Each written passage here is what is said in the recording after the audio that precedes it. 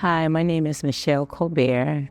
I've known Jackie, I bought my house in April of 1997 in the Beverly area where she was living. It's probably been close to 30 years. I've known Madison since before they got married, upwards of 2 years before. Okay, and so your impressions of Madison before the divorce, what do you think he was like?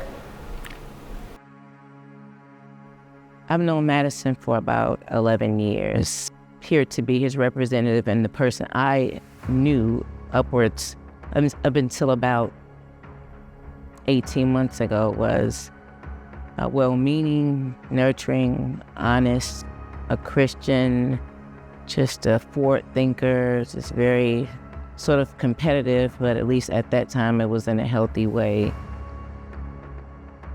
I was very proud of him, just knowing some of the background story. He was raised in the Roseland area where, as a retired Chicago police officer, I spent the last 17 years of my career there, and I know the stats and not, He was raised in one of the roughest part. Yes. Doctors usual College graduates at all on any level. Less known, someone who has obviously gone through medical school, the sort of as a general practitioner, and then to go on to specialize to be a anesthesiologist is amazing. She gets to own her own home in the Beverly area for many years, more than 30 years.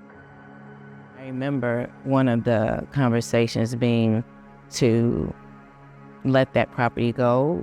The work that goes into something of this magnitude, approximately 9,000 square feet as a general contractor, you just can't do it. Particularly after COVID, the rates were high, like to get the best pricing and just to get people who are committed and not stealing money as well as actual materials. You have to physically be here. And so she loves and loves hard. And Madison reassured her that he would be able to sort of compensate for the financial end of it. So she poured everything into this home.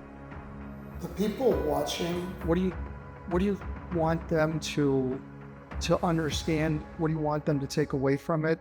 Well, it's not necessarily in terms of someone who doesn't know Jackie. It's just that the very things that can play against you personally, it's my opinion, in America, being African American, not having education, not having economic funds, the same things that play against you. Sometimes when you do that part right, you're almost looked at as an idol, as a god. They worship him in that courtroom. The doctor, the DR.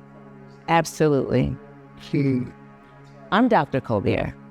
I graduated from DePaul 2 or 3 years ago with a doctorate degree in education leadership, but that's a medical doctor. Your impressions of the judge who were in court? It felt biased, didn't feel like it was a fair setting. And did she have an attorney?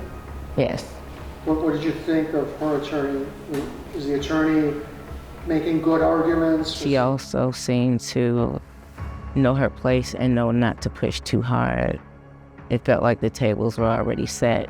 How would you say Jackie has handled the divorce process? I don't see how she has been able to endure for such a long time.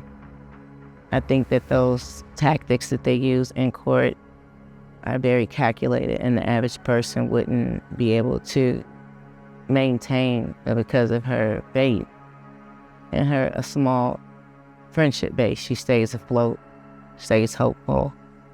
I do believe it has helped to escalate her medical problems. Jackie has asthma. I know that she has a heart condition. I think it's called tachycardia, which, when under stress, things exacerbate. And one time she tried to go get medical service for one or the other, and they were like, you don't have insurance.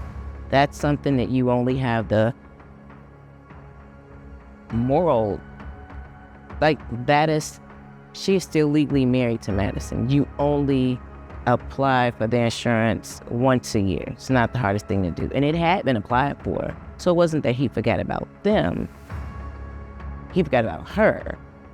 And either took her off, was just a physical act, or did not put her on.